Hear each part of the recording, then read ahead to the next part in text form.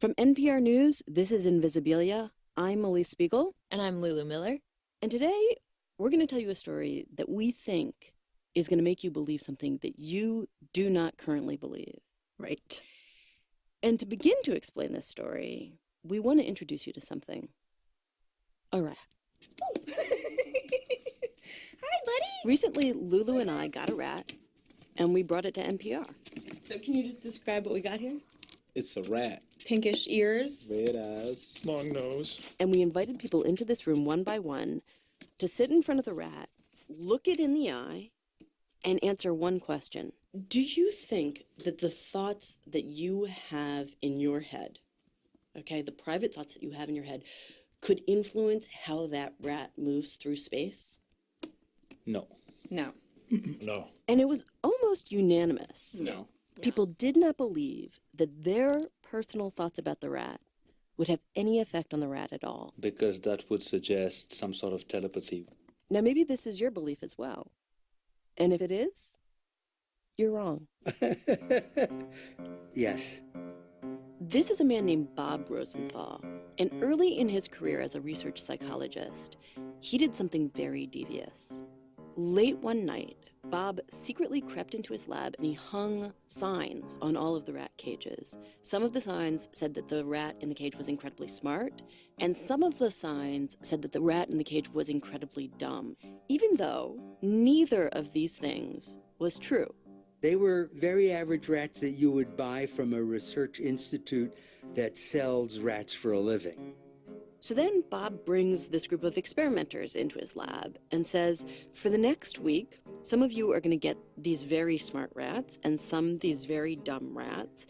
And your job is to run your rat through a maze and record how well it does. That's right. The experimenters did just as Bob told them to do. They ran the rats that they had been told were smart. She's sort of an intelligent-looking face. And the rats that they had been told were dumb. Yeah, he seems kind of lazy. Through these mazes. There he goes. So what did they find? It was not even close. The results were so dramatic.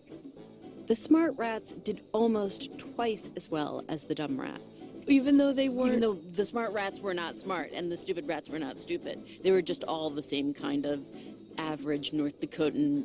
No one really believed him at first. I was having trouble publishing any of this. But what Bob eventually figured out was that the expectations that the experimenters had in their head actually translated into a whole set of tiny behavior changes. That is, the expectations subtly changed the way that the experimenters touched the rats, and then in turn, the way that the rats behaved. So when the experimenters thought that the rats were really smart, they felt more warmly towards the rats and touched them more carefully. We do know that handling rats and handling them more gently can actually increase the performance of rats. And in people?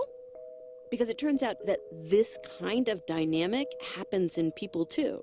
You may be standing farther away from someone you have lower expectations for. You may not be making as much eye contact. And it's not something you can put your finger on. We're not usually aware of how we are conveying our expectations to other people, but it's there. That's Carol Dweck, a psychologist at Stanford. She was one of several researchers who explained all kinds of surprising things that expectations can influence, like teacher expectations can raise or lower a student's IQ score. A mother's expectations can affect the drinking behavior of her middle schooler. Military trainers' expectations can literally make a soldier faster or slower. Think about that. As you go through the world, the expectations of other people are constantly acting on you, literally making you stronger or weaker, smarter or dumber, faster or slower. Yeah. So my question was, what does science know about where we should draw the line? Does it have a clear sense of that? No, that line is moving. As we come to understand things that are possible and mechanisms through which a belief affects an outcome or one person affects another person, that line can move.